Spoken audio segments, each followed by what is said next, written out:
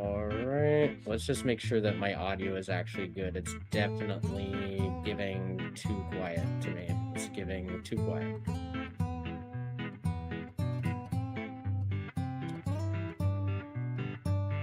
So let's make sure that it's all set up.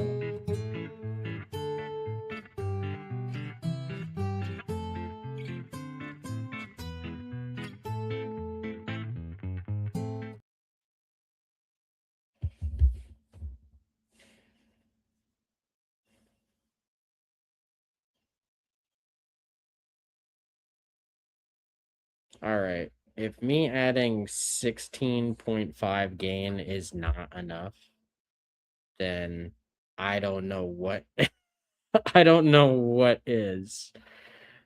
But hello everyone. Hello everyone. How are you guys doing today?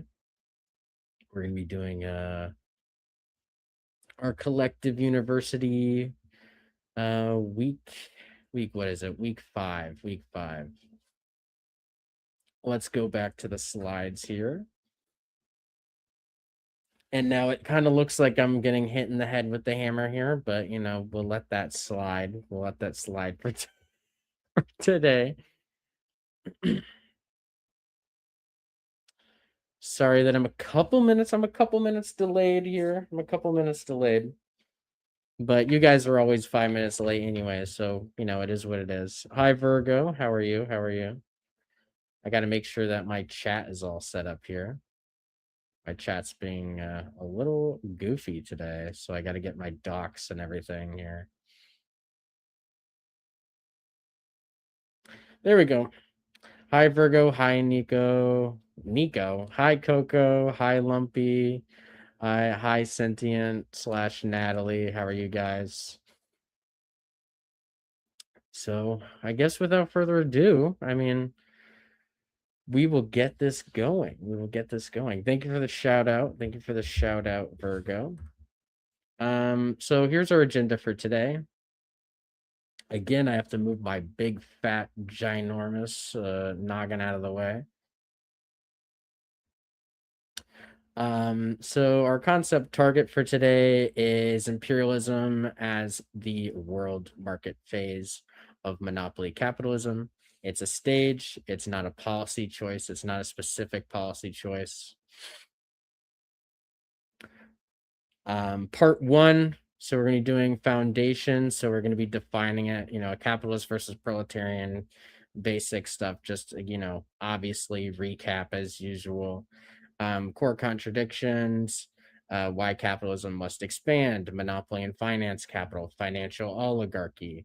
So that's going to be going on for about the first 40-ish minutes. Sometimes I'm quicker, sometimes I'm slower. It depends. If I can get you guys out of here in under 2 hours, then, you know, better for both of us, so I can go eat and take a nap. Maybe watch some Adventure Time or something like that. Part 2 is going to be going on from 45 minutes in to 1 hour 25 minutes. And then for the last 30 minutes, we're going to be doing, you know, the end for part 3. No, it's the other way around. Thank you, LMAO. I'm crying. Yeah. Oh, the shout out was given to her. Yeah, you're absolutely right. Yeah. I don't understand how Twitch works. I'm gonna be so real. I do not, Virgo. I do not know how Twitch works. I do not understand it.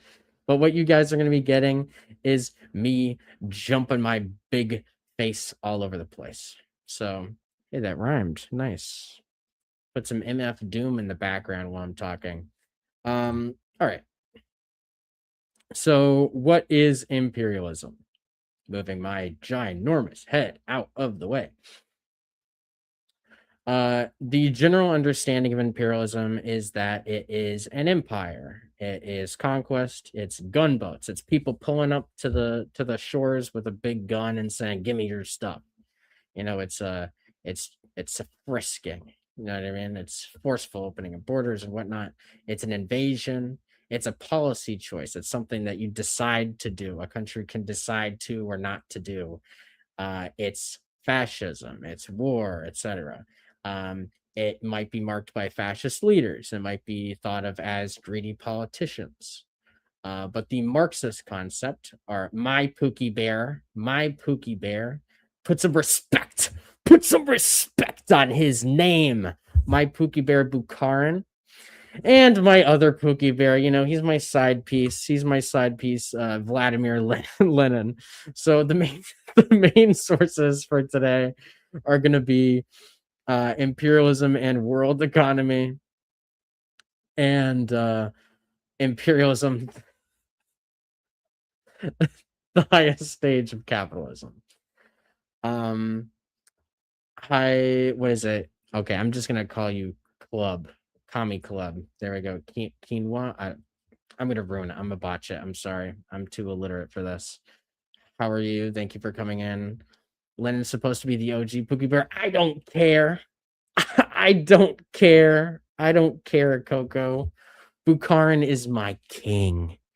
He is my king. I love him so much. If I could, I would. Anyways, I am his reincarnation. So the Marxist concept of imperialism is that it's a stage of capitalism. It's not a specific policy. The policies of imperialism are outgrowths of a specific economic stage of capitalism. For you to continue to be a capitalist, you have to do imperialism. Imperialism is a stage of capitalism. It is not something a capitalist country can just like get around. Hi, Bri, how are you? So monopoly plus finance capital plus world market fused. So monopoly plus finance capital plus world market is effectively imperialism. It's the merging of imperialism would be the merging of finance capital through monopoly corporate governance, like cartels and oligarchy, but whatever, right? And it's all done through the exploitation of the global market through finance capital. It is a structural tendency of mature capitalism, and different flags, same structure. I mean, the thing is that you can point at France or the United Kingdom or Germany or any of these dominant capitalist powers in the world, and it doesn't matter that they have a different flag than the United States. They still ultimately participate in the same imperialist economic system. Alrighty. Let's keep it moving. Honestly, if I'm real, I think I'm low-key gonna skip this. I can do a quick run through just for people that haven't, been with us the last couple of weeks. But the foundation of this capitalist relationship is generally two classes. It is that there are the artisans. What's the flag with the 4 stars? Sorry, the 4-star.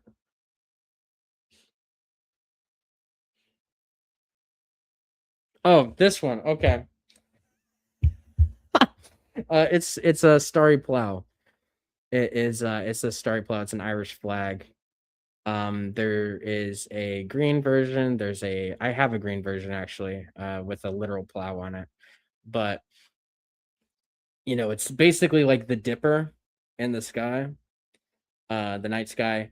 And for Irish farmers, they saw it as a symbol for themselves to use because it is in the shape of a plow, basically. So it is a Irish like communist banner. The starry plow actually was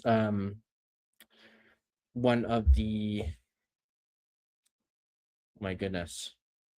It was like one of the first communist like symbols. Yeah, it's James Connolly's flag. It's one of the first communist symbols. So like the USSR, originally some of their initial what is it? Their first flags, their first like hammer and sickle concepts were actually including a plow, specifically because of the Irish Starry plow. Anyways, so you have artisans, capitalists, proletarians. This is kind of just your general relationship. It's recap. You can take a quick look at it. It's not really all that necessary for understanding imperialism specifically. If you've been here for the other classes, so you can take a quick look at it, and then I'll move on.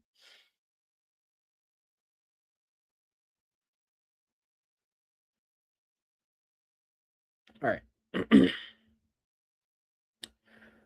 So the chat is really cooking today. The chat is really popping off right now. It's better than like the one person watching last week. So whoever shared it, thank you. So the core contradiction, there is a inevitable jam in the pure home market. So the capitalist wants maximum profit. Yeah, because Virgo told you. Okay, thank you, Virgo. Thank you, Virgo. Real one. You get third place as my Pookies. It goes Bukharin, Lenin, and then it can be Virgo. Anywho, so the capitalist wants maximum profit. They want to keep wages low. They want to sell their products for high prices. But workers are the majority of consumers. So when they get paid very little, they have very little to spend. And when they have very little to spend, it lowers prices ultimately, right? So it's the natural contradiction of there being workers not having enough money to buy overpriced products. The overpriced products need to become cheaper. And because they become cheaper, capitalists would like to keep wages lower and lower and lower. And you get a natural decline in your economy, right? So you have low wages. Workers can't afford the products. So then you have overstock. Capitalists cut prices. Then you have a price fall. Prices are squeezed. Then you have a raise in wages to attract labor. Some workers can buy, and then costs will rise, plus demand shifts. Then the sector level booms and busts. But the only escape for the capitalist, the only escape for the capitalist economy is to have perpetual and infinite growth.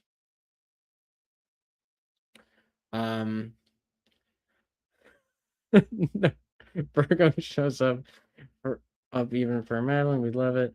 Ham right here. Listen, Lumpy. You get your own special category. You are not Pookie, okay? You are not Pookie Bear. You are Lumpy, okay? You're a Lumpy Bear, all right? You have your separate category. You know what I mean? You have your own area, your own lump zone. Yes, you're a Lumpy Bear. There you go. Louise is the gears, springs, and the oil burning in the combustion engine of collective. But I'll take the credit. Thank you. That's what you sounded like to me. I'm going to say that was how you said that. That was your intended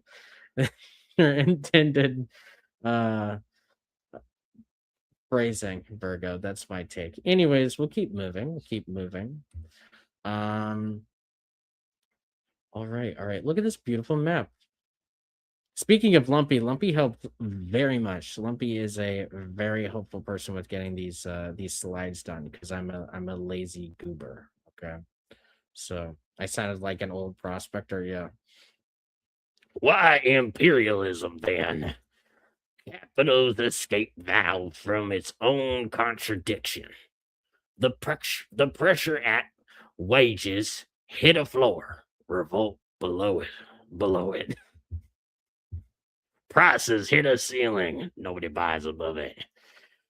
Profits pile profits pile up with no place to reinvest. Sector level boom / busts get sharper. Inflation loop, wages up, prices up, real wages down, unrest, right? The release valve. Export capital abroad. where you can find it. Low wage demands and low labor costs. Unexploited natural resources like mining. Low taxes, weak regulation, new markets to sell into. This export is imperialism. So the so the release valve for capitalism is that it uses the profits that it's secured. It uses banking capital, financial capital, bank capital, and it exports this. What does it mean to export capital abroad? Exporting capital is not literally shipping a container of money across the ocean, right? It is the export of capital is investment capital. And for us, we're going to call it investment capital. We're going to call it exporting finance capital. For capitalists, for me, I'm going to give you guys some capitalist language. So you kind of understand what they're talking about as far as it goes with modern day imperialism, how they kind of have it under a new, phraseology. Coco, I would clarify it's not that export capital equals investment capital and therefore investment capital equals export capital. The export of capital abroad, like financial capital, is for the purpose of investment. However, investment capital can occur, domestically or abroad. So they're not necessarily one and the same. It's kind of like a, all I don't even know if you can say all Yahtzees are fascists, but not all fascists are Yahtzees. You know what I mean? So what I mean when I'm saying export capital is that it's, or the exporting of financial capital is that it's being used to invest in the economy or the land or the resources, etc., of another country for the purpose of making profit. So one of these things, maybe it's in the next slide. If it's not, then whatever. Yeah, it's not, but we'll get to it. We'll get to it. I have a whole section where I'm talking about coffee prices. So, you guys are very lucky, very lucky. My bad, wanted to approximate it so I can retain in my brain. You didn't do anything wrong. You didn't do anything wrong. It's important for you to participate in the discussion to understand, where you get something wrong. It's better to say something and be off a little bit than be like, oh, I totally understand it. And then you are off a little bit and it kind of, messes you up down the road. So it's better to ask questions than not to ask questions. So two words. Yeah, I guess two words. Two words we need to know first. Follower. I don't know who followed, but we hit the follower goal.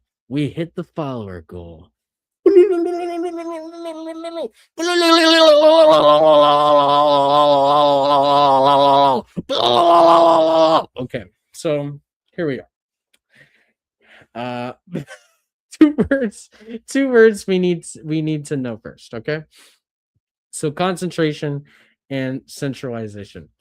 Oh, hi, ego. Thank you. First time chatter too. First time follower, first time chatter. You followed before you started yapping. Perfect. So concentration. So a single firm grows larger by reinvesting its own profit. Reinvesting its own profit. Bigger factory, more machines, more workers, etc. So that's growth within, right? Centralization is going to be existing firms merging or one buys another. Capital is regrouped into fewer hands, right? So it is a redistribution of what currently exists, right? And let's get my goofy pointer out of the way. So both tendencies can run together and do often run together. So firms reinvest in their own capital, in their own machines, their own factories, whatever, right? as well as using that money when they can to acquire competitors, to purchase them, include them, incorporate them, right? Uh, so there are fewer, larger firms end up controlling each branch, the ground condition for monopoly, right? So in concentration, you could have one firm that buys up, right? And we'll talk about this more, I believe, in some of the slides more specifically, right? But to clarify, when I'm saying firm, I mean company, right? Um, I'm using firm just as in like a place where things are produced, right? It doesn't necessarily have to be for profit or whatever, but I'm using it kind of, you could think of it interchangeably as me just saying business, right? For ease of mind. Uh yeah, so like let's say you have for concentration, you have a firm that becomes really, really good at this one thing that they do, right? Because they become really good at this one thing that they do, they beat out their competitors, right? When their competitors start taking L's and they start losing money and losing, whatever on the market, right? They then centralize control over it, right?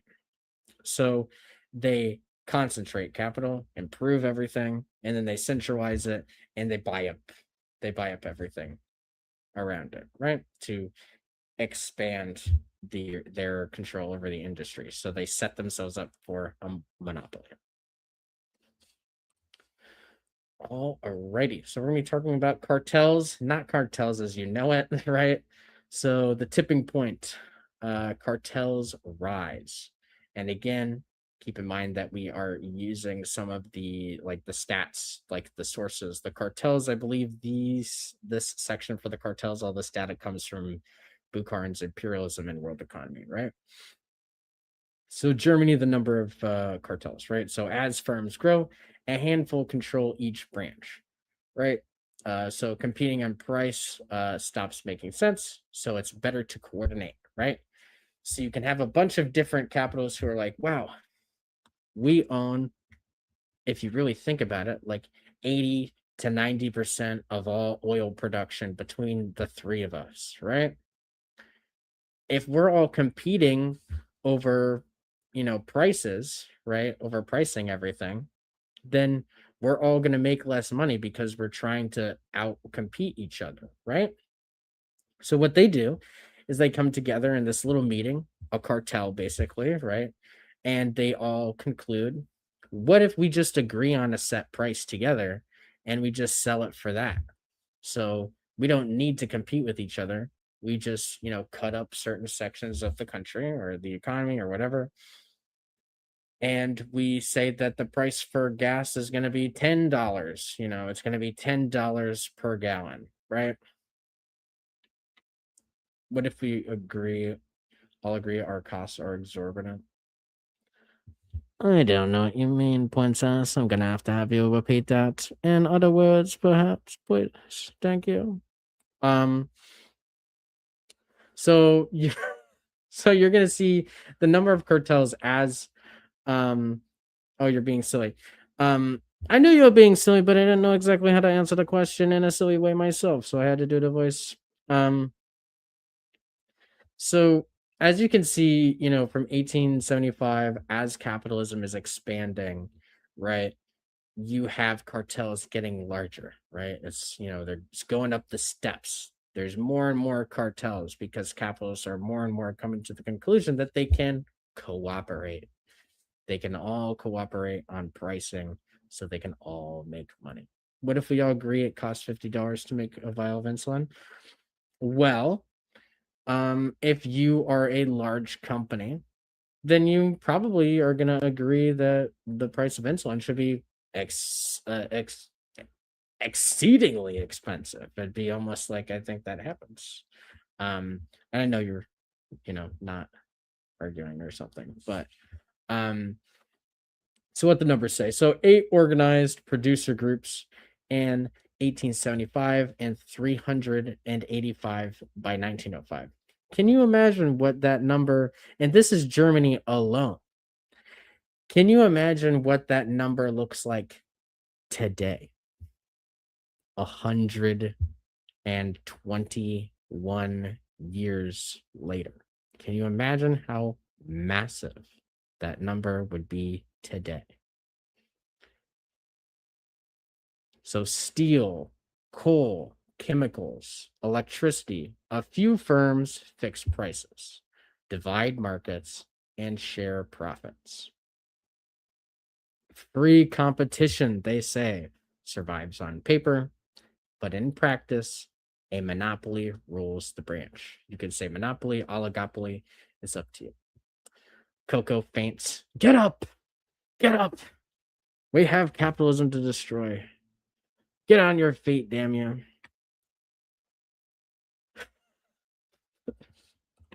Okay.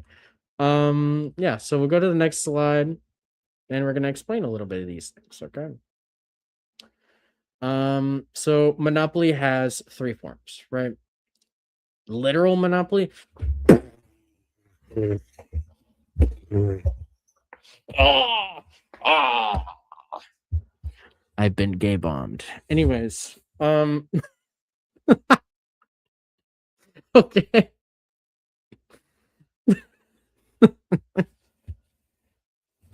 Okay. So monopoly in the Marxist sense is a structural position where a small group of firms or one group can set the price, output, and rules of an entire branch of the economy, right? Or section of the economy because they've crowded everyone else out. So a cartel is independent firms agreeing on prices or production quotas. It's contract based and it's common in Germany. And a modern example of a cartel is OPEC. OPEC is a oil cartel. All these countries, all their companies come together and they decide how much oil they are going to produce and how much it's going to cost. They are a cartel. So a trust. Firms legally merged into one entity. This is common in U.S. Standard Oil, U.S. Steel, etc. Right? Syndicate is firms keep independence but sell through a shared sales bureau, common in France and Russia. One genuine question: can I ask what a monopoly is in the non-Marxist sense? Feel like the Marxist definition is just the definition. Yeah, I would say in the Marxist sense here would be more like monopoly is general. It's like its essence, a essence definition. Liberals are going to be more like the particulars, the form that it takes, right? So the Marxist definition is based on the essence of a monopoly, and the essence of a monopoly, it doesn't matter whether there is literally one firm in control of everything. What matters is that the entire industry is controlled by these groups that are working together, right? The liberal definition of monopoly would be like, oh, well, that's not really a monopoly. That's an oligopoly because there's four different companies. But it's like, no, the four companies work together. They might as well be one company. It doesn't really make a difference whether they're four legally distinct companies or not. They work together. They produce the same things. They cooperate. They sell for the same prices. They're on the same team. You know what I mean? There is a effective monopoly. Cartel is a monopoly because they work in collaboration to monopolize a market, and libs would call this a collaboration. Yeah. So liberals would just be like, this is price fixing, at best, right? They wouldn't really consider this a monopoly in like the really like literal sense, right? Because they would read monopoly and be like, well, it says mono, so all these four companies are working together. How could it be a monopoly? You know what I mean? So I'm using Marxist sense here because, like, if you're arguing with a liberal about this, they might literally be like, no, it's not a monopoly because there's four companies. And you're like, well, it literally is a monopoly because they control prices and they have monopolized the market. It doesn't matter whether there's four companies or not. But that's a good question. Can Quinoa says, you're gonna have to tell me if I'm saying quinoa correctly. I could be wrong. Liberal economics says monopoly happens, and yeah, it can be bad, but maybe it's okay. Yeah. Yeah. Libs would say it's illegal and it doesn't happen. Yeah, they would. They would say it's illegal. Thank you for telling me I'm right. I was like, I'm gonna feel really bad if it's quinoa or something like that, and I'm like over pronouncing it. But yeah, that's a good question. That's a good question. We'll move on to the next one here. So meanwhile, banks are changing. And I'm saying changing because I'm talking about, in the sense when imperialism, world economy, and whatnot were being written. So it's going from just being a moneylender to production to being a organizer of production, right? So the old bank, look at this old bank, look at this old savings bank, cringe. The old bank holds savings. It has short-term loans. It is a passive lender, and it lets industry run itself, right? So money serves production, right?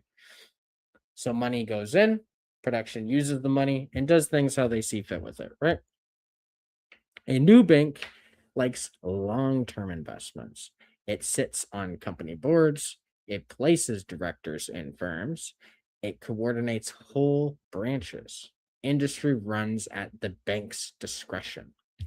So where you would be like, well, Amazon, Walmart, Target, all these companies are separate, right? They're all totally different. How could it be a monopoly, right? Well, if you took a cursory glance at, companies in basically any industry, you will see that there are large portions of the stock assets of that company that are owned by banks. And those banks have large voting shares in how decisions are made in those companies. So, banks, financial capital in the era of imperialism, which we currently continue to exist in, is the monopolization of all of industry effectively by capital itself, by financial capital, by the banks, right? There isn't really one capitalist anymore. You can't look and be like, oh, that's Rockefeller. He's the guy that, runs the entire world, right? Honestly, it is banks. You know what I mean? It is banks that have effectively turned many of these large companies into their property, right? So the banks are the ones that are running it from the background, right? That being said, capitalists are still capitalists. They still own the business. They still hold, yeah, like they still hold the literal capital, like the wealth-based capital. They still own the means of production, right? But the banks control a large portion of the means of production all across the board. They hold liquid capital. Yes, they actually, not only do they own liquid capital, I mean, thank you for bring that up. Not only do they own liquid capital, they have infinite liquid capital. They have infinite capital. They literally have an infinite amount of money that they can spend because the Federal Reserve will just send them money. And who's on the board of the Federal Reserve? Bankers and capitalists and other liberal economists, right? So even the Federal Reserve has been privatized, right? So not only do banks own basically most capital or at least control a large share in conducting how capital is, allocated, how it's used, how, everything works in the business side of things, right? At least indirectly, right? They also literally get infinite money from the Federal Reserve. They ask the feds for money and the feds give them the money.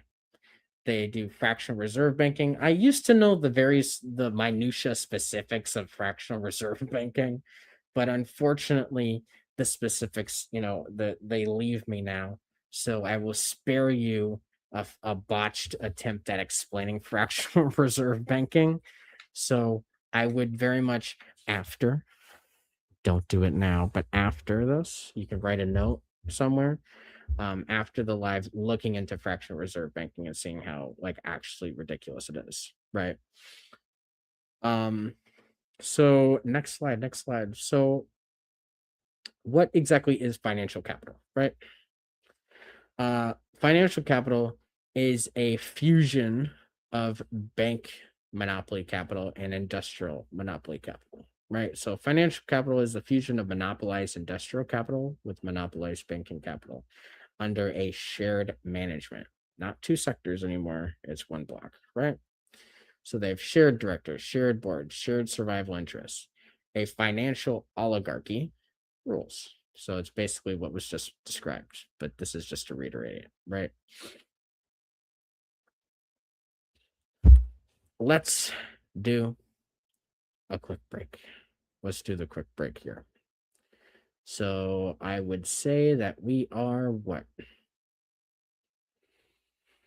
We are about a little over a third of the way through. I'll give it maybe 5 minutes, not 10 minutes, 5 minutes. I can do 10 minutes if people have questions.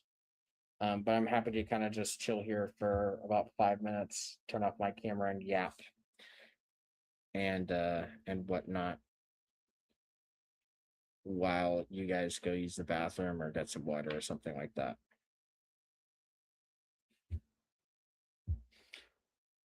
Yeah, I'll use my button. I'll use the button to turn off the camera so it doesn't mess everything up.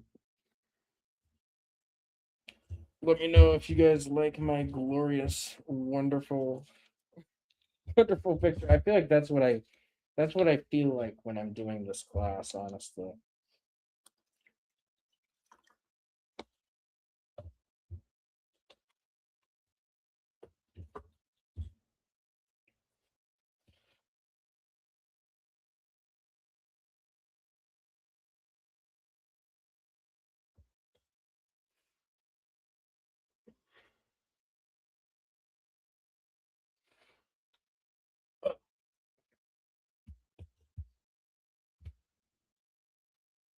Already.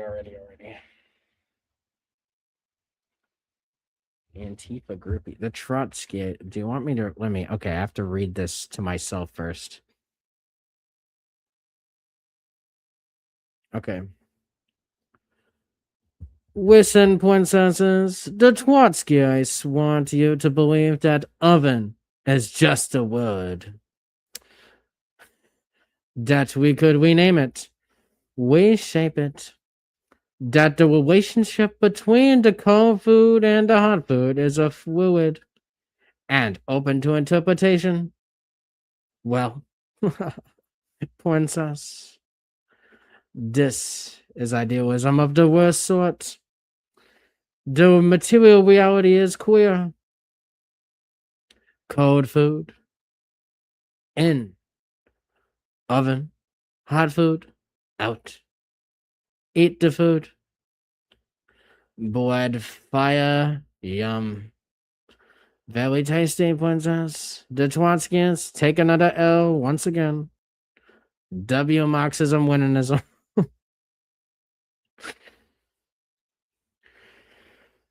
We have a Trotsky reading list command that takes people to the Stalin theme song on. That's funny.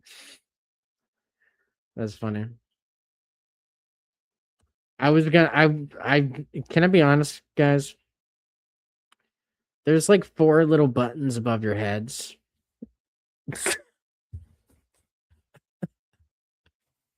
there's 4 little buttons above your guys' heads, and sometimes I think about clicking them because I'm like, well, surely this would like pop something up on the screen or whatever. But every time I'm saved by the fact that what pops up immediately is it says ban, timeout, and warn and delete message. So you want me to ban you, Virgo? You want me to you want me to ban you? Okay. All right, buddy. You want me to ban you? You hate this class that much? Wow. Wow. I can't believe this. Anyways, I don't know how the views have gone up since I've sat here for the break, but um, yeah. Let me move my microphone away. I keep looking and I keep seeing that the bar goes all the way to the red at the top. So somebody's eardrums are getting blown up every couple of minutes. So that's White Virgo. I have made you a mod. That's the button that I picked. How do you feel about that now? Don't abuse your power.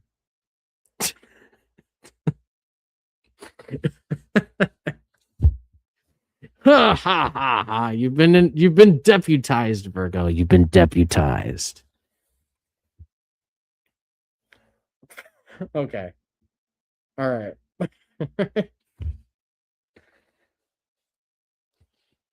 Okay. Let's get this show on the road. So, what we're going to be talking about is 5 features of imperialism and how FDI actually works. FDI meaning foreign direct investment, right? So, sorry, I'm doing with dad stuff. Listen, Whoopie, that's frankly very unacceptable. I will not allow this any longer. You're being undeputized. I'm kidding. I'm kidding. I didn't mean it. I didn't mean it, Lumpy. Please don't hurt me. Please don't hit me. Anyways, so part 2. So 5 features of imperialism.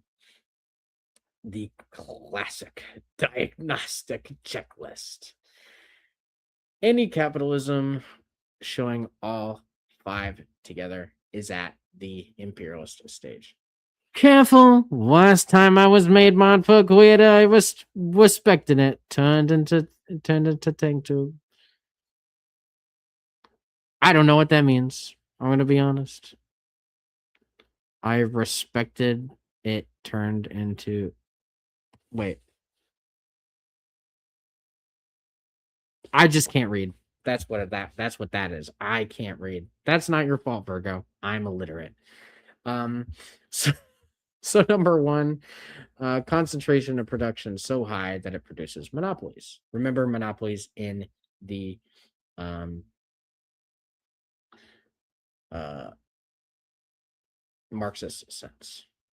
Number 2, bank capital plus industrial capital merge, finance capital. Number 3, export of capital. So export of capital replaces export of goods as center. So that means, in other words, that your country is exporting investment capital as a means of making money more than it is exporting goods, actual produced products, commodities for sale. So they're not trying to seek profit through sales of commodities. They're trying to seek profit through lowering the cost of labor in their own countries by producing the commodities somewhere else or the raw resources somewhere else, shipping it to their operations domestically, producing it, and then selling it there. So they are investing abroad for the purpose of augmenting and making their operations domestically more profitable. So they're not trying to sell a finished product to another country. What they're trying to do is make selling the product in their country cheaper and more profitable. Number 4, international capitalist groups divide up the world's markets. You can think of this as OPEC, the Eurasian Union of I think it's called CIS, right? For Russia, you can think of it as like BRICS. You can think of it as NAFTA. You can think of it as like the European Union's like economic bloc, where like they include other countries and stuff like that, right? So you can think of it as international capitalist groups or firms or businesses or whatever, uh, parsing up the world into certain investment zones, right? So they're dividing up the market. And then number 5 is territorial division of the world by great powers is complete. Virgo said, Cutie, we'll get there, Chad, I promise. What do you mean by that? What do you mean by that? I need you to elaborate. But I will go to the next slide so we can keep this moving, because as far as I know, we still have a little bit more to go. So if we want to be out of here by the end of the hour, I have to start moving this thing along, right?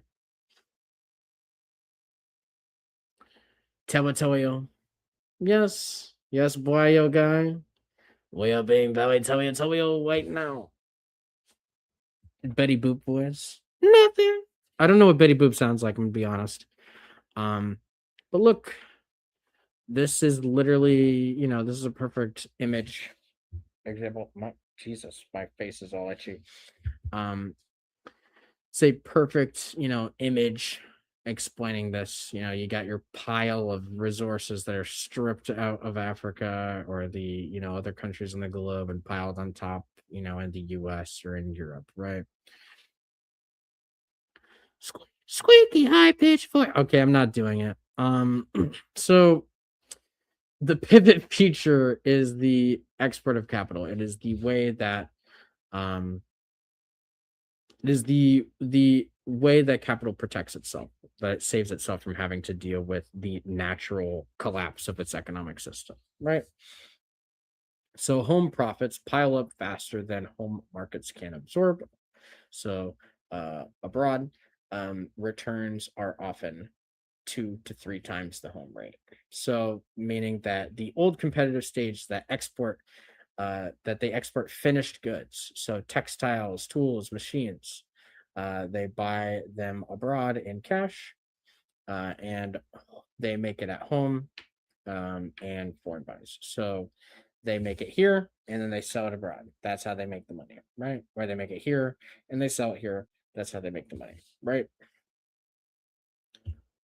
So the imperial stage would be your exporting capital.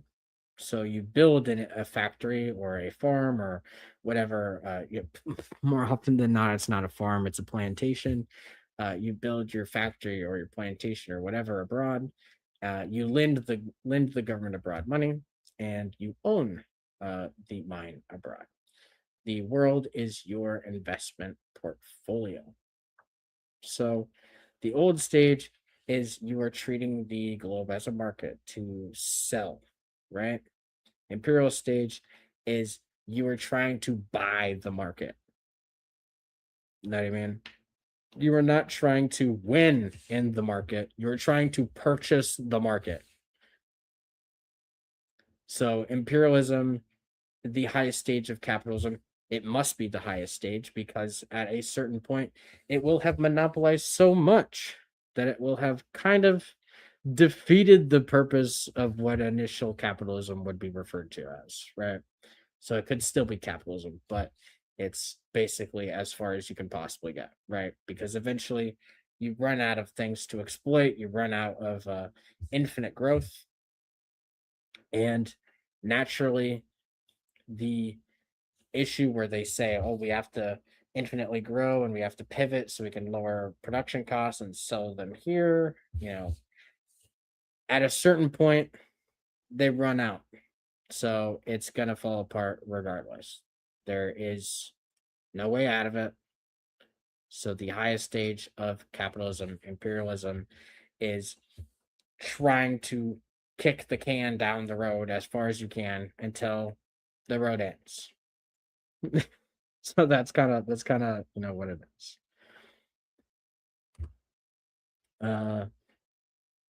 Yes. So FDI in practice. So again, that's foreign direct investment, right? Hi, Wumpy Woobies. How are you? How are you doing, Wumpy? Every time I say right after, It's my pet peeve right now. It's like a little verbal tick, I guess. So FDI in practice, types of investment. So not every foreign investment is the same beast. Joint venture capital with local capital is a foreign firm partners with local private investors or a local state-owned enterprise. The local partner gets a piece and it tends to accept the deal, right? So SOE, which would be a state-owned enterprise, is owned by the host country. A POE is a privately owned enterprise, the default firm in the Western usage, right? Joint venture without local capital is foreign firms alone with no local partner.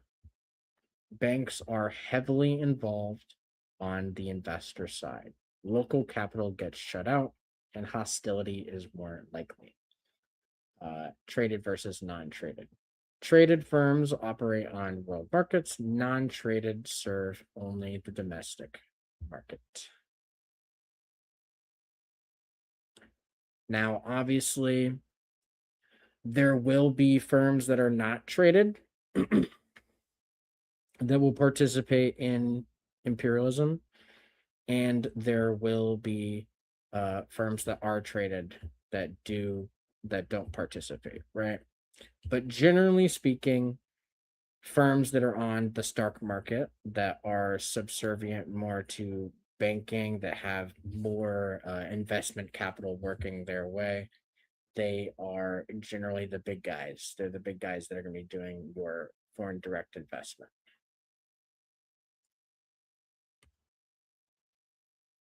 All right. Here is our example. Here's our example. Or we're getting there at least. So how firms integrate to cut costs. So there is vertical, horizontal, and complex vertical integration, right? Vertical integration, let me just circle my face up here. Monopolize the inputs to one commodity from the bottom up. So the coffee firm buys the farms, it buys the roasting factories, and it buys the retail cafes. So it cuts out middlemen, it optimizes production of one specific commodity, right? Horizontal integration is it monopolizes the sale of a commodity or the production of a particular thing. It optimizes a particular position in a productive process, right? So it merges with or buys out other point of sale firms. So imagine buying up Starbucks scale competitors. It optimizes market share of the same commodity, right?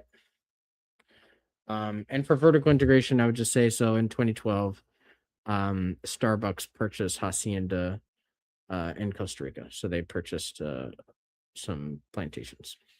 So complex vertical, this is the bread and butter of foreign direct investment, is vertical integration spread across multiple regions. I will answer that question in 1 second, Fox. Each input stage placed where it's cheapest. So maybe for you, it is the cheapest to produce in one country, to have farms or plantations or whatever in one country. So that is where they have their farms and plantations, right? So they have farms in one country. Machinery is in another. So that they have they have their machinery, like industrial production, done in a different country where the labor is cheaper, and maybe the taxes are low, right? And shipping a third. So imagine it that they are literally trying to, just like in a video game where you would min-max your character, they are literally trying to min-max the production of commodities for their business. They are min-maxing. Okay, so Fox said, so like Toys R Us buying up smaller toy stores or pushing them out. Yes, absolutely. That would be like horizontal integration. That would be horizontal integration and monopolization of the market. Yeah. Virgo said Starbucks has a history of buying from farms who use slave labor. Yep, absolutely. I will actually kind of sort of explain that in like a little bit of a, not a deep dive, but maybe a shallow dive of like coffee production. Like why capitalists, like, not that they need to do imperialism, not that like imperialism is something that you have to do exactly, but why it's something that is like, you know, it's like a little carrot on a stick at the end of, it's a light at the end of the tunnel for capitalists who's saying to themselves, I need to make more money, I need to make more money, I need to make more money, right? They said I have made content about this when I was more liberal. Yeah. Thank you. Oh, thank you. Love talking about coffee trade. I thought I was going to own a coffee shop when I wasn't a communist. Interesting, Virgo. Interesting. Corwin Shellway. If coffee grows where countries behave, no, very cringe, very cringe.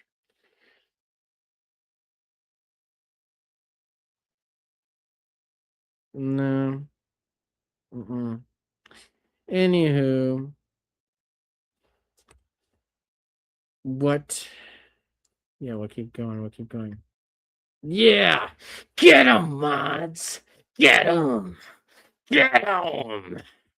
Anyways, racism is queens. Do not be racist. You will be timed out and possibly banned. So concentrate or concrete example for a coffee shop, right? You forgot you're a mod. Yeah, see, you've been deputized. You're already failing me. I'm kidding.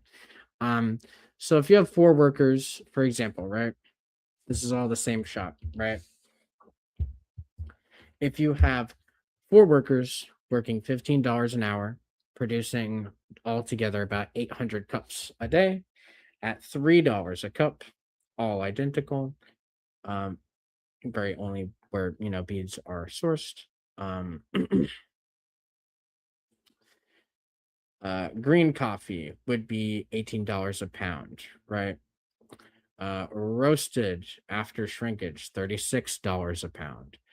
Cost per cup every 10 grams, 80 or a 80 cents per cup. Sale price per cup, $3. Your daily labor cost, 4 times 15 times 8 is going to be $480. Daily grounds for 800 cups, that's going to be $640. The daily cost is going to be $1,120. Your daily profit or revenue, revenue being $2,400, is going to be $1,280, right? $1,280. Your profit margin will be 53.3%, right? And that's using domestically produced beans like from Hawaii or something like that, right?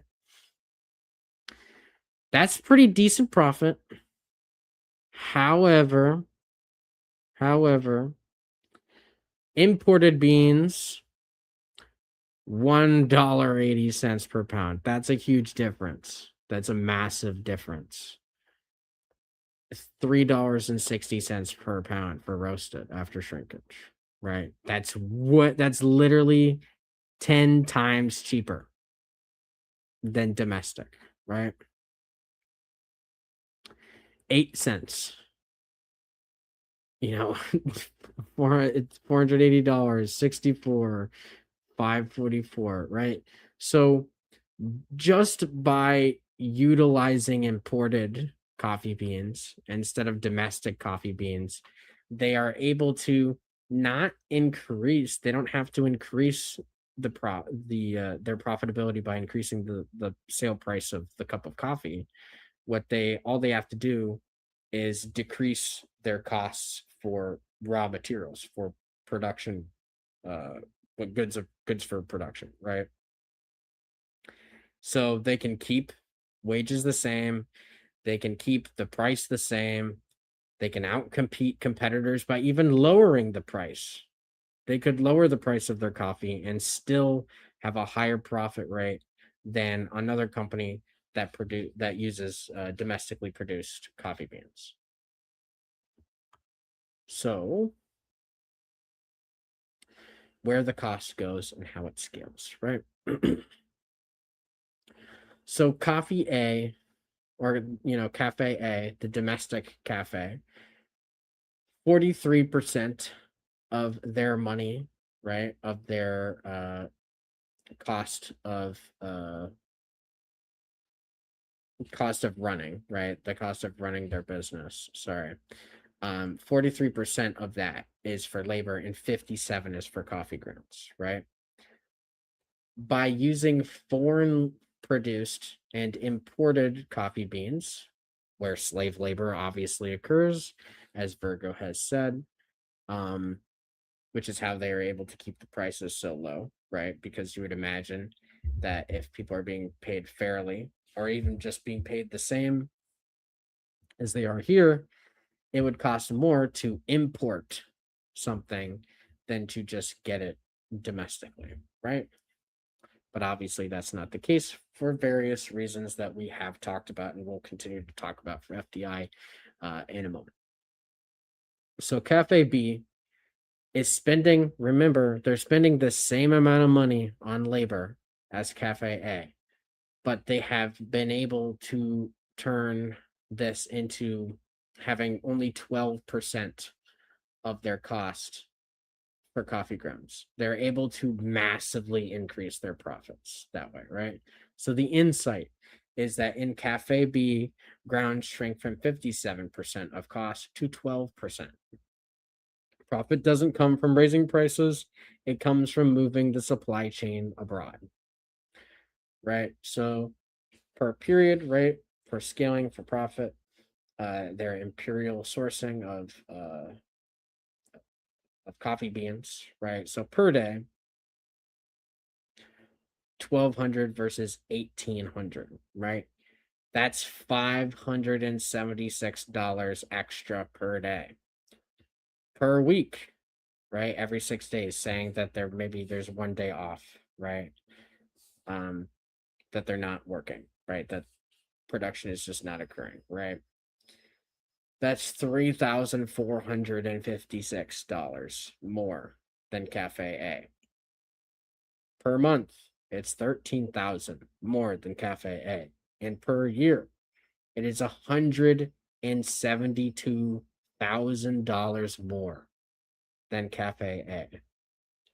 This is why imperialism happens. It is to do this. It is to produce massive profits. It is to offload labor costs and production costs from workers and producers here in the imperial core onto people there, abroad, in the rest of the world. It is to save money here and to exploit people abroad by saving money there. I will pause for a moment if anybody has any questions. Lumpy said, show the proletarian barista. I'm good. Yeah, sorry. Let me go back. I'll show the proletarian and barista. And yes, the ACP is cringe. We do not fuck with the ACP. LACP. ACP doesn't know what they're talking about. They don't understand what the proletariat means. Productive capital. They're not productive. They're not productive labor. Productive labor is labor that produces profit for capitalists. It's productive labor if it's producing money for capitalists. What the hell else would it be?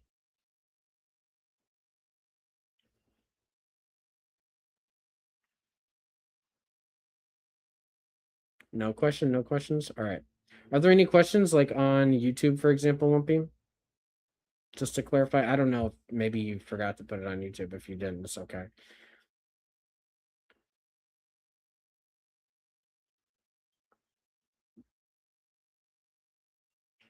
All right. So here's the role of the state. No questions there. That's all right. The role of the state. So it's not a referee. It's a partisan for its own block, right? So with finance capital, the state stops being neutral. Its job is to make sure its national bloc wins world market fights, right? Let me move my face out of the way. So it's state versus state. So diplomatic and military rivalry over markets, resources, and spheres of influence.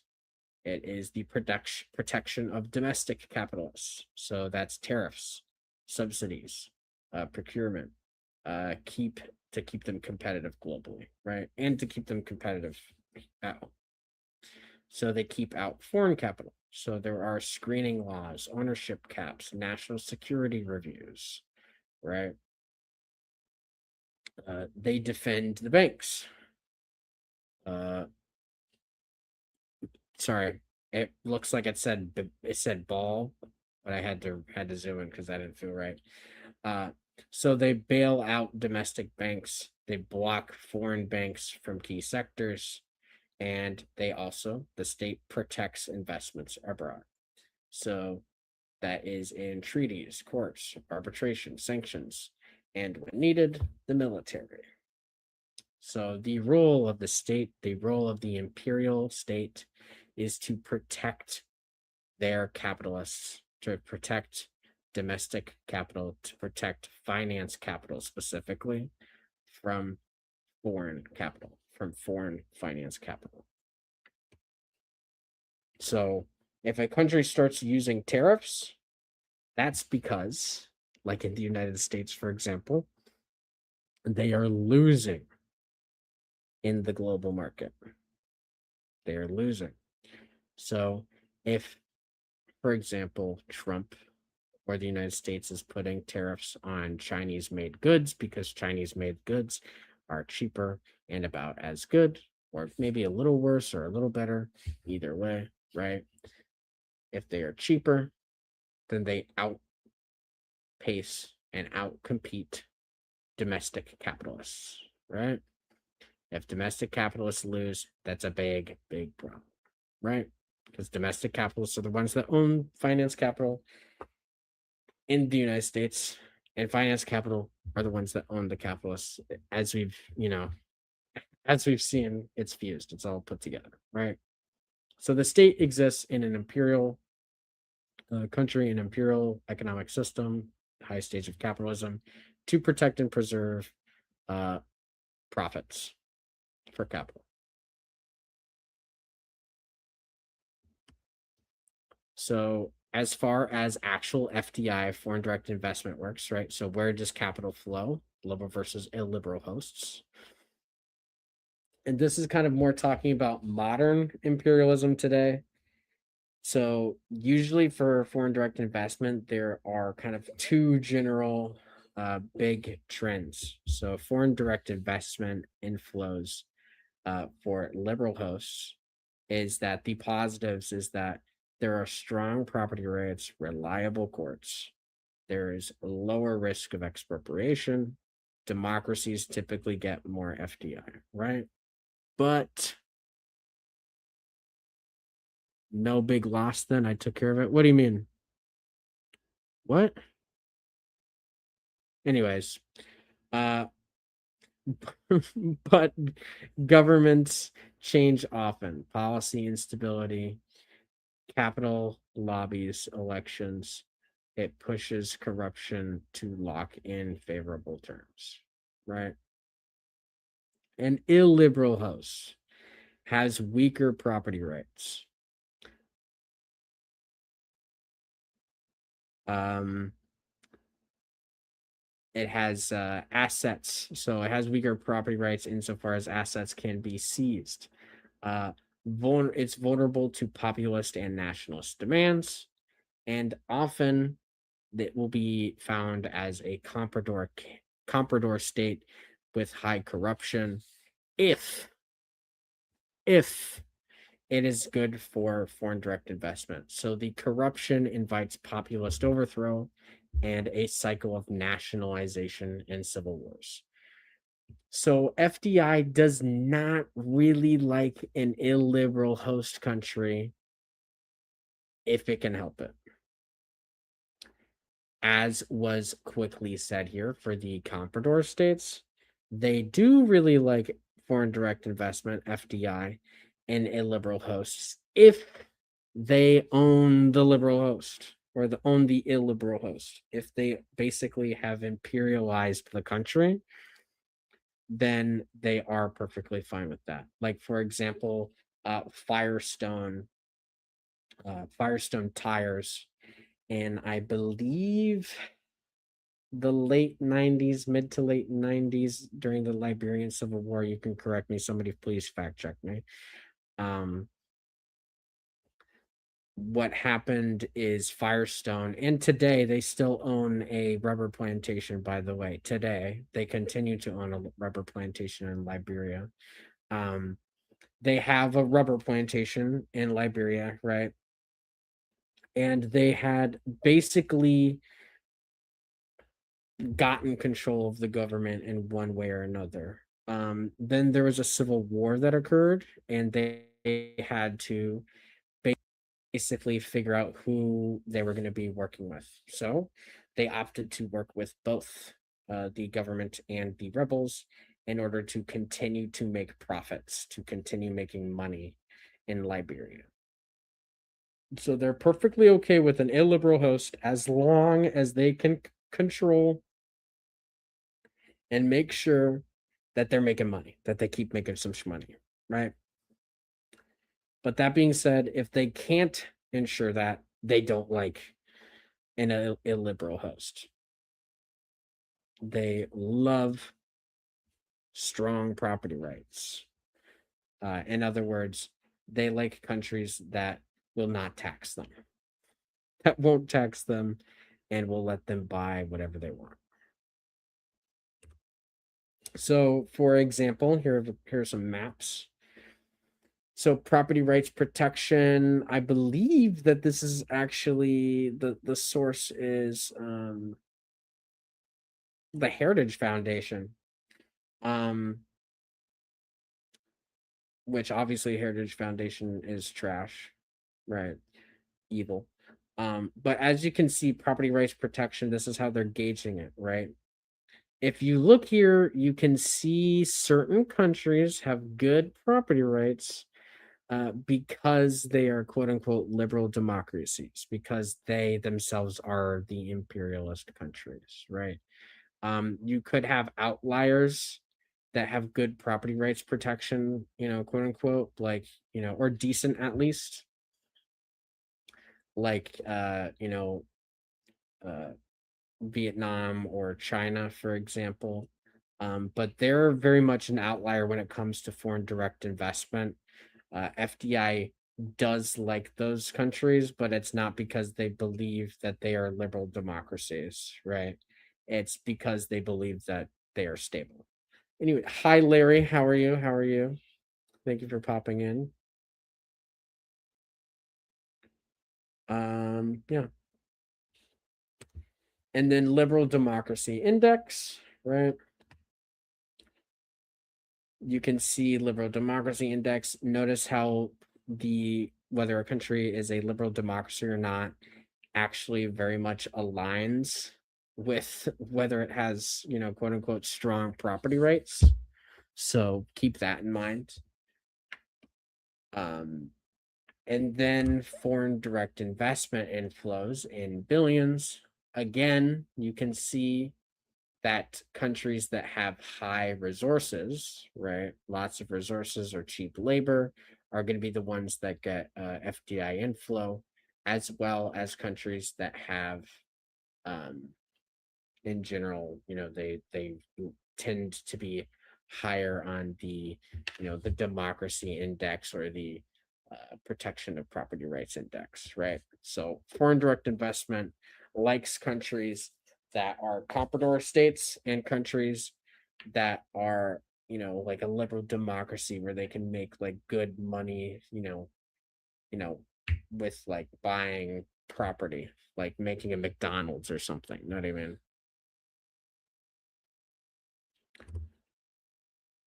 So outliers like China and Vietnam, right? And this isn't necessarily right now. This is just generally examples of why foreign direct investment liked China and Vietnam. They've kind of soured a little bit as things have gone on. Um, so why they attract heavy FDI despite being illiberal countries. So these states avoid the usual pitfalls of both liberal and illiberal models by offering the specific packages foreign capital most wants, right? So they have decent property rights, contracts are enforced, asset seizure is rare, and the biggest concern for FDI is off the table, right? There's low cost of labor. Wages are held down by scale, internal migration, and welfare suppression dynamics. There is also a high rate of return. So underdeveloped enough for high returns, developed enough to be reliable.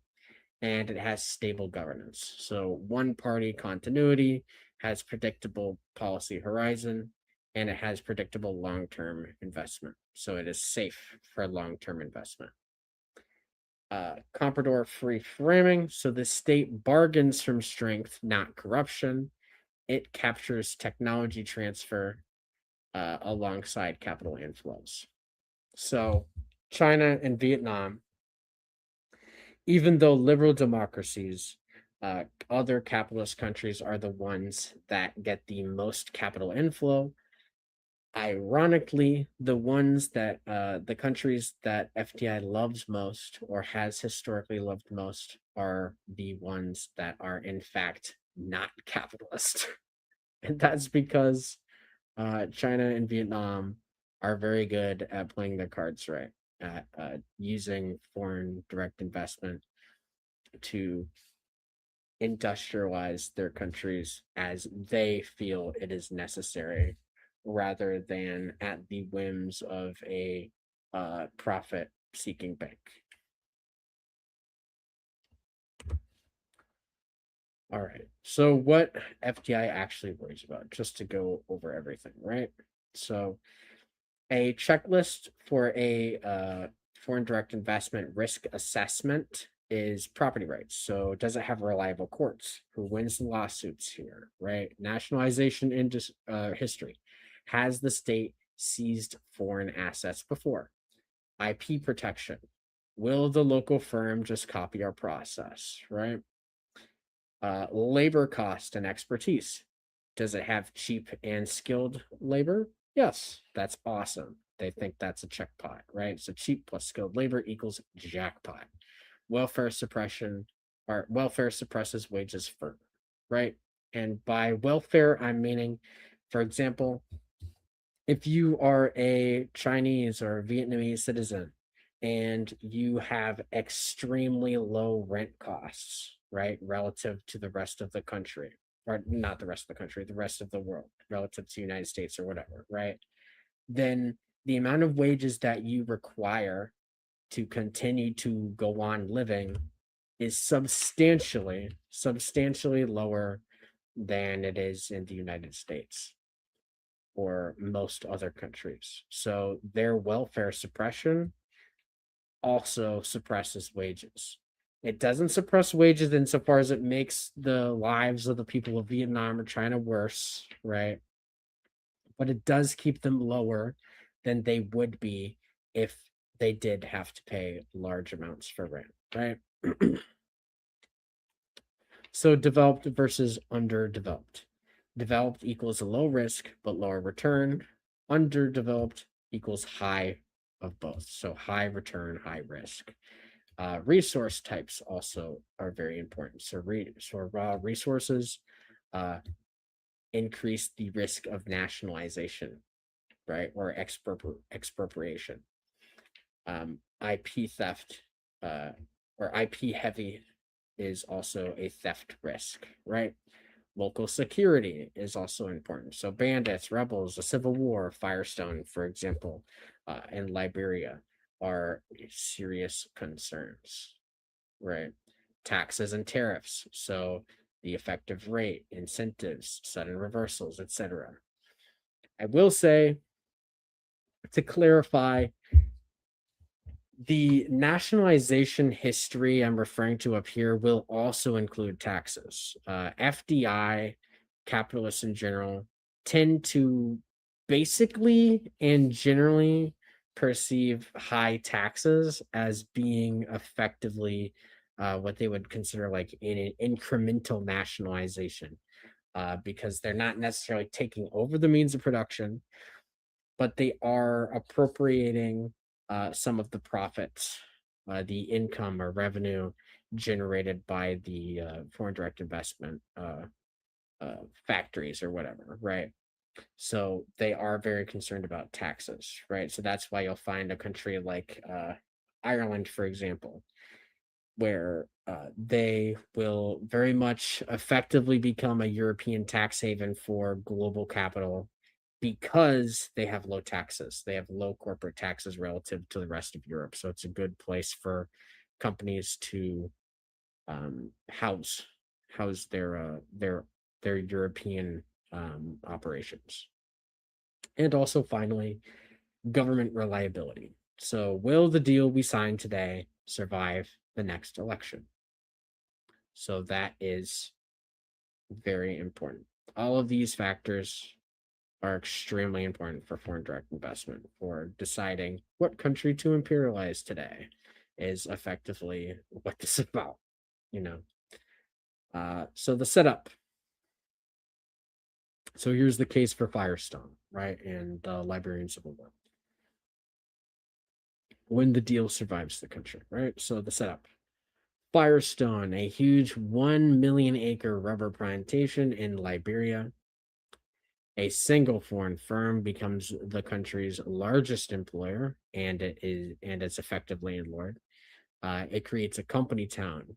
It has houses, hospitals, schools, roads, all run by the firm. So here's a striking illustration of state capital fusion, comprador arrangements, and the security problem all at once. So in the 1989 to 2003 Civil War, rebels overran most of Liberia. Plantation was kept operating. So the plantation was kept operating despite this.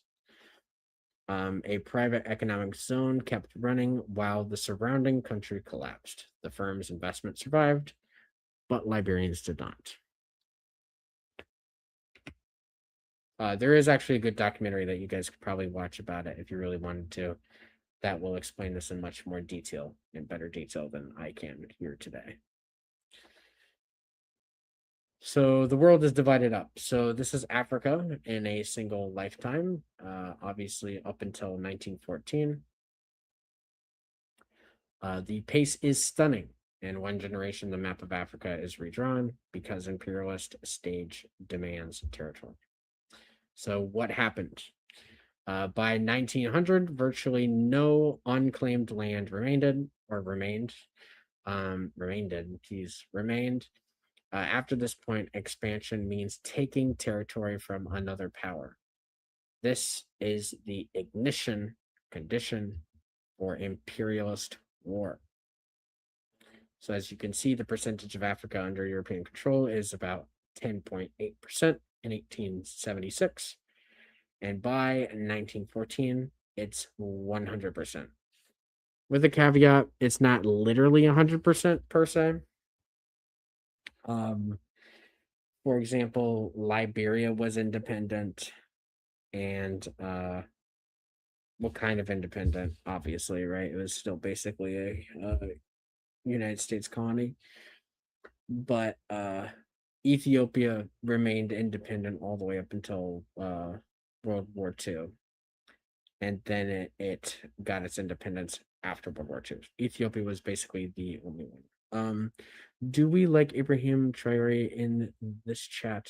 what's that guy doing? He's got lots of short form videos, and a lot of the worst people seem to hate him. And he dresses swag. I mean, fair enough. I like Ibrahim Traore. I think a lot of people say that Burkina Faso at this present moment is socialist. I would caution that. I think that obviously Traore is at war. Not Traore specifically, but Burkina Faso is in a war right now. Um, I am somewhat sympathetic to the Tuareg, um, but I would say, generally speaking, that Ibrahim Traore is fairly good. He's fairly decent. Obviously, you're gonna have some concerns over, like particular like civil rights issues. Um, but ultimately, Traore and what is happening in Burkina Faso now, I would say, is a demonstrable step forward. More of the story. I low key don't know. I think the edits are cool. That's fair. That's valid. That's valid. Um. Okay. So uneven development. That seems reasonable, to be honest. I saw a quote of him saying, "If you go to Saudi, stay there." And I thought that was swag. That's valid. He is a little swag. Um. So, the system's built-in explosive, right? So established power, old empire, old colonies, old capital, slow growth. So that would be Britain in 1900. Rising power, so new industry, modern plants, fast accumulation, uh, but smaller colonial share. That would be Germany in 1900. The problem is the world was divided when Britain was on top. So once Germany overtakes Britain in production, the old division no longer matches the new balance of forces or balance of power. The pressure to redivide builds, and there is no world court to redistribute peacefully. So redivision means war. So capitalism doesn't spread evenly. Latecomers, Germany, Japan, United States, grow faster than early leaders like Britain and France.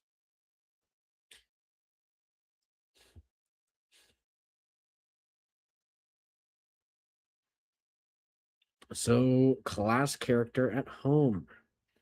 So, national bourgeoisie, petty bourgeoisie, monopoly capital versus proletariat, right? So, foreign investment splits classes differently at home. It's not that everyone benefits or everyone loses. It's structured, it's more complicated than that.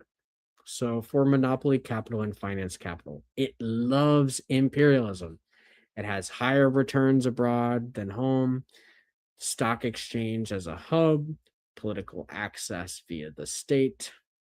National bourgeoisie hates foreign direct investment unless they can get a place or get a piece. Uh, and they get to become the monopoly capitalists, or they at least get to participate in the joint investment. So foreign inflow means competition for labor, wages, and costs. So it's higher competition for labor, higher wages, and higher costs. If they do join, they become comprador in character. So the national bourgeoisie of the abroad country does not like imperialism. It does not like monopoly capital at all. Petty bourgeoisie, higher standard of living from cheap imports, access to cheaper inputs, but squeezed by monopoly firms. The proletariat at home has mixed opinions. Foreign direct investment can raise employment and wages at home, lower cost of living, cheap imports, layer of labor aristocracy shares, and super profits. So as far as it goes with abroad, the proletariat in the imperialized country has, I know it sounds awful, but they have mixed opinions typically, insofar as you will see the further like left within the dynamic of like a social democracy, right? The unions will generally be okay with foreign direct investment as long as they get to unionize, right? Because it increases employment and it increases their wages, right? At home, in the country which is imperializing another country, it also results in cheaper costs for commodities and products. Jeez, my throat's all messed up right now.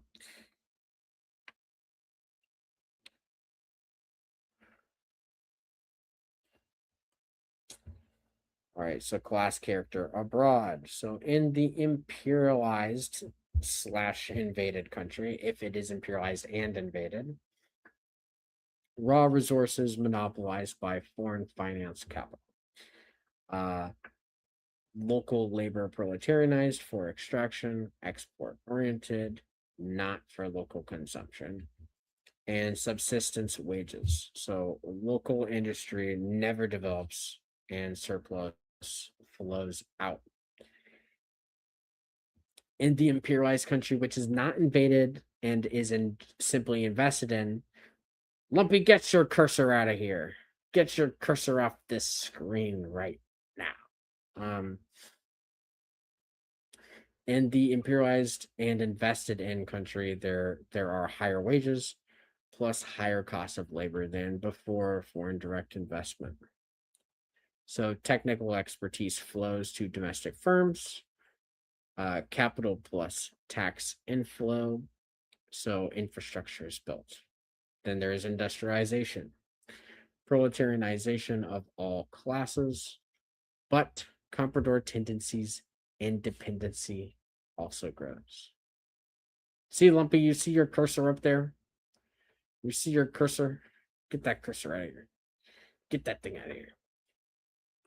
Anyways. Nationalism. Same weapon, opposite ends of the barrel. Nationalism equals an imperial project. So it's not always an imperial project, but nationalism absolutely serves imperialism or is antagonistic to imperialism. It depends where you're at. So it, a slogan, I guess. I didn't even see that there were quotes there. I forgot. So it would be like protect our nation from foreign workers, right? Suppress wages, suppress wage growth from below, right? Because more foreign workers coming in or whatever, right, is going to suppress wages to some extent, right, for domestic workers, right? So an imperialist country will say no, the nationalists will say no, keep them out, right? You'll hear from Trump and other fascists, for example, talking, making these nationalist slogans and policies that are trying to get workers on their side because they are, weaponizing workers against other workers to keep everybody separate, right? They want you to buy domestic. So they want to protect monopoly capital, their monopoly capital. Our boys in foreign wars equals defending investments abroad. So the purpose, the goal of imperialism, the nationalist aspect of imperialism is that it unites classes against other nations' workers, right? In a resisting country, nationalism is a liberatory project. It kicks foreign capital out. It reclaims resources and land. It breaks the comprador class. and it builds a national economy on its own terms. It unites classes against the imperialist bloc. So nationalism is a response to imperialism, whether you like it or not, right? To some extent, at least modern nationalism must be a response to imperialism, some one way or another. In an imperialist country, it defends imperialism. In a resisting imperialized country, it tries to destroy imperialism. Is nationalism good in and of itself? No. It's not, communism. Nationalism is not communism, right? But if you are in an imperialized country, not an imperialist country, ACP, we are the imperialist country. There's no need to be nationalist in the United States. There's literally no reason. But if you're in an imperialized country, it will serve a positive role. It will serve a positive outcome, at least in kicking out foreign capitalists. And then you guys can, the country can sort it out afterwards, right? So redivision and why it means war. So the trigger, rising power passes falling power in output, but has less territory / markets to match. The escalation is that there are alliances, arms races, colonial incidents, small crises test the frontiers. There is no world court to redistribute colonies. If the risen power wants a bigger share, it must take it from a rival. So war is the natural conclusion of this, is that there is a general war, and that equals the mechanism of redivision. So for Marxist theory, 1914 was that a war for redivision, not for values. We are almost done. Praise the sun. My throat is all messed up. Oh, I'm ready. I'm ready to be done. I'm ready. I don't know how you guys do this. I don't know how you guys do this all day. All day. I have no clue. I have no clue. My throat's all messed up already. Drink the blue stuff. I got rid of the blue goo. I got rid of the blue goo. So, one slide summary. The whole session in one page. The stage of capitalism, or imperialism equals the stage of capitalism in which monopoly plus finance capital plus fused state capitalist blocks operate on a divided world market, generating uneven development, redivision, war, parasitism, and decay.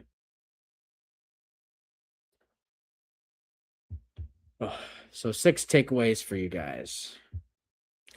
Number 1 is it is a stage. It is not a policy or a moral flaw. Though it is immoral, it is unavoidable for capitalism. It is what will occur, right? Number 2, home contradiction. Low wages influences demand and forces expansion. So home contradiction forces expansion, right? Number 3, finance capital fuses banks and industry and the state into one. Number 4 is foreign direct investment comes in types. Joint venture, state-owned enterprise, private-owned enterprise, and shapes vertical, horizontal, and complex integration. And number 5, classes split differently at home and abroad in response to imperialism. And number 6, uneven development leads to redivision, which leads to war. So here's the discussion. I need some of you guys to just pick one of these numbers and we'll talk about it. Pick one of these numbers and you guys are going to talk about it. Okay? So number one is, where is the financial oligarchy in your country? Name 3 firms and 3 ministries. Number two, apply FDI type framework. Name a joint venture, a state-owned enterprise, a complex vertical firm you know. Number three, is your country's dominant nationalism imperialist or liberatory today? And what proves that? China and Vietnam. Outliers or a new model? What breaks if the model skids? Number five, is the current United States-China rivalry a case of imperialist redivision, or is it something else? And number six, what would a non-imperialist economic order look like? What would it need to look like? So I'll move my goofy face out of the way, and you will pick something, and then we will talk about it. Or you will talk about it. There's 13 of you in here, which means there's 13 people who can talk about this. Otherwise, I'm going to start cold calling, and nobody wants that. Nobody wants me to do some teacher ass cold calling on you. Nobody wants to hear me going, Fox, girl, which one do you want? So I'll give you a minute, and I'll start cold calling.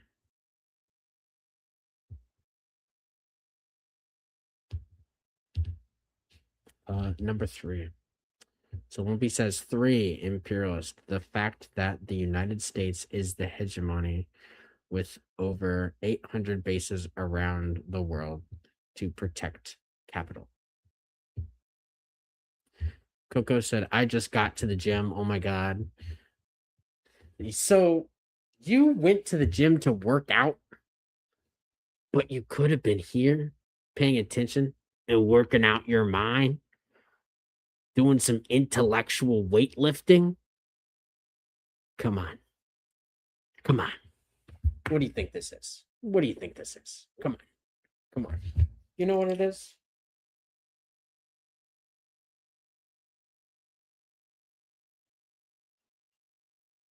It's cringe. That's what it is. It's cringe. Okay. So think about that. Think about that. Okay, Coco? Think about that. Anyways, now that Coco has gotten detention, and Lumpy will also be getting detention as well for acting snarky. Leaping Larry says number 3. Leaping Larry says number 3. Imperialist Canada is a settler colony and active and high-level participant in USA-led imperialist arrangement. Yes, absolutely, absolutely. Lumpy said 1, oligarchy, Musk, bring back the prompts. Coco said, I have been here. Hubs and I got into an argument. Okay, listen. Listen.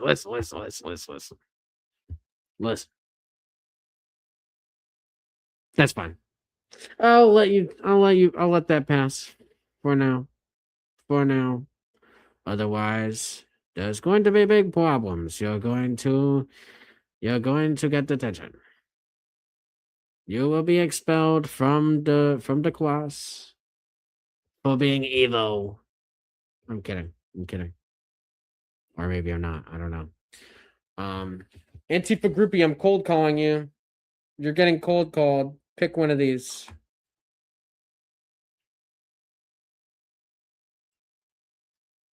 I'm cold calling you. Number 3. Answer number 3. Antifa.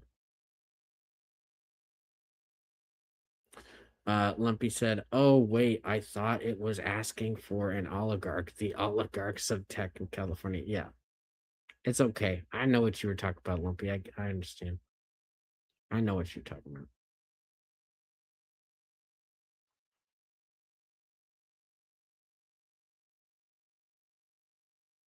Imperialist, I'm in the US. Okay. Can we flip number 3 on its head a little bit? Can you guys think of a country that has a that their dominant form of nationalism is actually liberatory? That it's anti-imperialist nationalism, not pro-imperialist nationalism. Cuba. That's a solid pick. DPRK.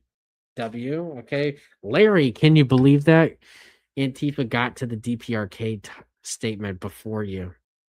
You can't let that happen. You can't let that happen, Larry. That's unbelievable. All right, all right. I'm cooking supper. I will self-crit later. All right, all right. Buzz Trust said Burkina Faso and a first-time chatter. Okay, okay. First-time chatter. I accidentally pinned your comment, but it's gonna stay pinned, I guess, for right now until I can figure out how to unpin it. There we go. I figured out how to unpin it. But look at you. You got it. It got pinned for you. W plus trash. W plus trash. Larry said Iran. Nico said China too easy. Yeah, yeah. I think nationalism in China could be a little bit more iffy. It could go either way. I think they're kind of in a zone where it depends. W pinned first time comment. Palestine, absolutely. Absolutely. All right. What do we think? What do we think? Let's look at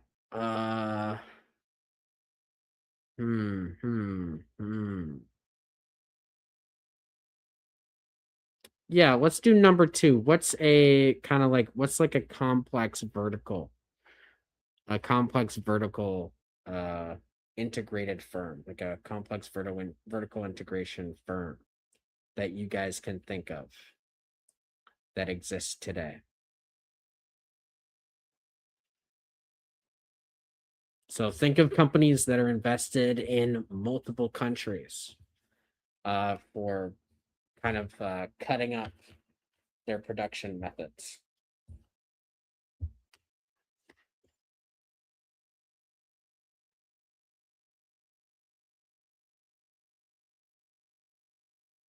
Firestone. Lumpy, you cheater. We already talked about Firestone. United Fruit. Valid. Okay, United Fruit. Fuzz Trash says Google. Yeah, okay. I guess. I suppose you could say Google. Yeah. Microsoft. Yeah. Definitely Microsoft, I'd say. I think they are definitely invested in a lot of levels of production. I wouldn't say that they are super vertical. I'd say they'd be maybe a little bit closer to like complex horizontal, but we didn't really talk about that. Hilton, Hyatt, do hotels count? Yes and no. It's more like I'd say think more like Starbucks is more complex vertical. Hilton, like hotels are more likely to be horizontal integration. Bombardier, that's solid. Halliburton. McDonald's. Yeah, McDoinks is kind of like that. Yeah, I'd say McDoinks is a complex vertical. Basically, any company that operates internationally min maxes by doing complex vertical.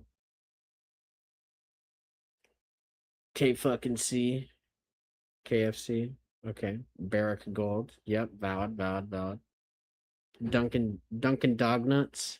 All right. Okay. Intel. Yeah. Intel's good. Nvidia. Nvidia's good.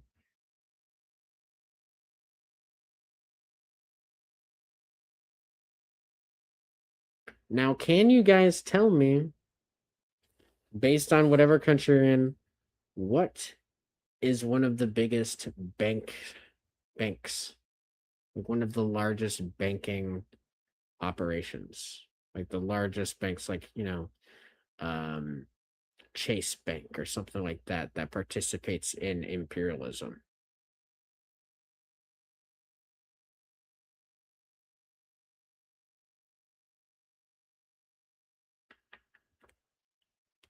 IMF. Okay. Valid. They're like the goats. JP Morgan. Valid. Barclays. Okay. Technically finance, Royal Bank of Canada. Yeah, that works. I mean, if it's integrated basically fully into everything else, then it does participate in imperialism. If it's using finance capital to, produce profit, then it's absolutely imperialist. Bank of America, yeah. Well, does anybody have any questions for me? Anybody have any questions for me? Since this is our last slide. It is our last slide. I know. You love having me here so much. You're horrified, you're shocked, you're sad, you're distraught, even. There's one I missed above. Which one? Which one? What did I miss? World Trade Organization, that's valid. They have massive trade works. US 2. Yep. Regarding imperialist reactionaries deploying nationalism, does this eventually lead to conflict between international and national capital? Yes. I mean, let me read it again to make sure that I'm reading it right.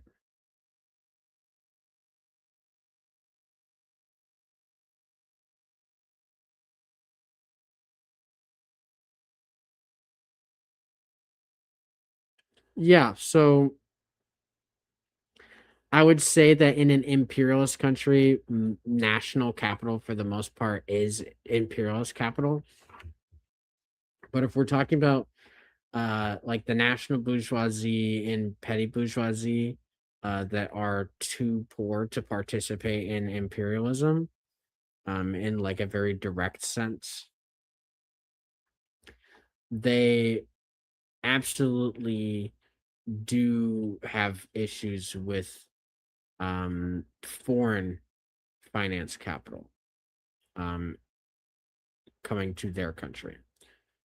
Generally, national capital is kind of indifferent to imperialism, at least from what I've seen, in my studies, I guess. Studies sounds pretentious, but um, generally speaking, they're kind of indifferent to imperialist capital, like foreign direct investment, if it's their country's FDI. If it's foreign direct investment from another country, then that's another issue.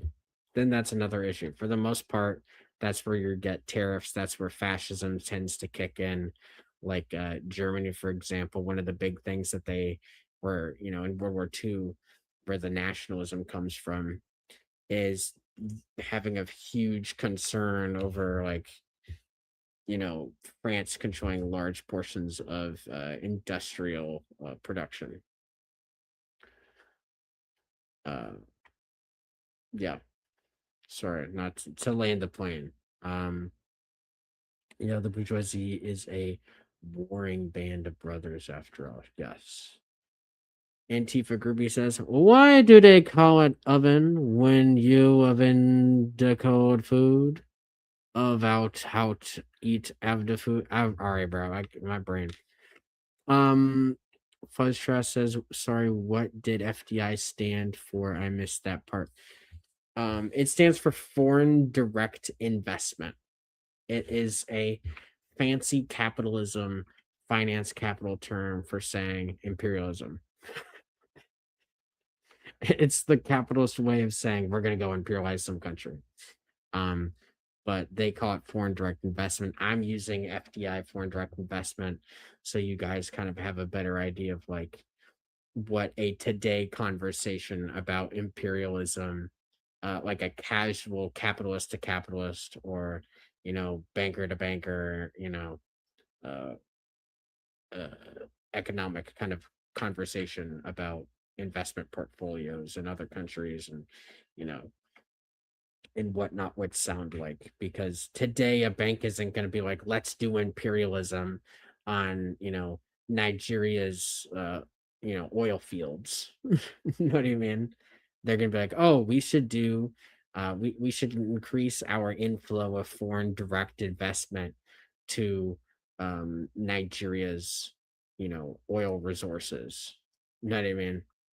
Um it's very much just a change in language. It's more of a specific like finance related term that is used. But I will say thank you. Thank you for joining me today and listening to me yap for so exceptionally long. Thank you for coming in. If you are not following right now, you should definitely follow.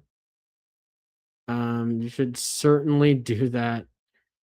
If you're not following, follow. If you are not subscribed on YouTube, please subscribe to us on YouTube. If you are interested in the course, you can DM Lumpy, or you can try to find our link tree. It should be fairly easy to find. You can just look up Collective TV on YouTube, or you can look up Comrade Cutie Pie on TikTok, and you can see it in my bio. So contact me or Lumpy about joining the course. Obviously, you are here for free to watch the course, get all the content, but the course itself that we have is there are tests, there are quizzes. Everything here is put onto the classroom there. I'm about a week behind, so I have to get sorted out on that. So apologies, everybody, for that.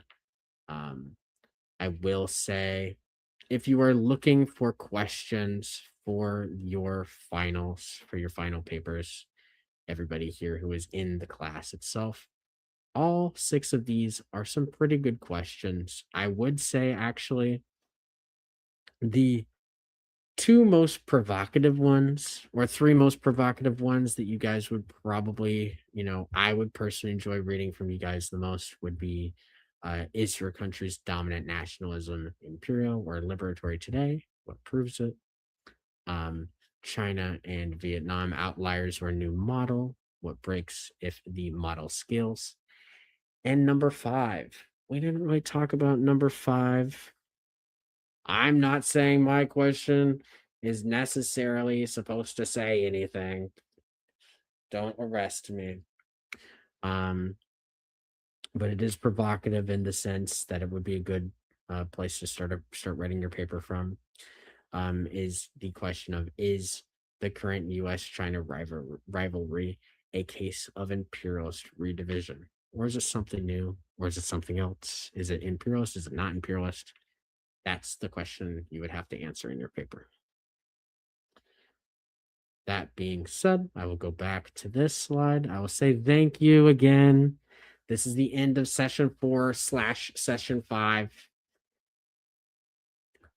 Your suggested readings, if you want to keep tabs on all of the content that we talked about today and get more in detail, it would be Nikolai Bukharin's Imperialism and World Economy, as well as Vladimir Lenin's Imperialism, the Highest Stage of Capitalism. And also, I would again say that for that, you should pick a modern firm if you want to kind of like go over this with yourself to keep on top of everything. Pick a modern firm from today, apply FDI plus the 5-point test yourself, and you should be good. So the next session, crisis and falling rate of profit, don't worry about that. Don't worry about that for now. We're still working on the next session. I will release what is actually happening. We will see. Mycelium is raiding me. I'm about to end mycelium. I'm almost done. I'm finished. Okay. All right. Fine. Fine. I'll stick around a little bit. I'll stick around. Oh, we are rating. Oh my God. Listen, Lumpy. I don't understand. I don't understand Twitch. Leave me alone. Anyways, thank you guys for coming. Have a good one.